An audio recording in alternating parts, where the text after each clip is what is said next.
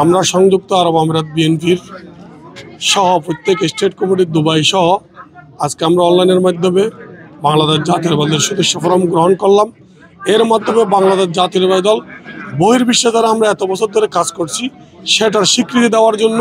আমি বাংলাদেশ জাতীয়তাবাদী দলের সম্মানিত ভারপ্রাপ্ত চেয়ারম্যান আগামীর রাষ্ট্রনায়ক দেশনায়ক তারেক রহমানকে আমাদের সংযুক্ত আরব আমিরাত বহির্বিশ্ব দুবাই বিএনপির পক্ষ থেকে অন্তরের অন্তরস্থল থেকে ধন্যবাদ এবং মোবারকবাদ জানাচ্ছি। এবং সাথে সাথে এই যে বহির্বিশ্বে এই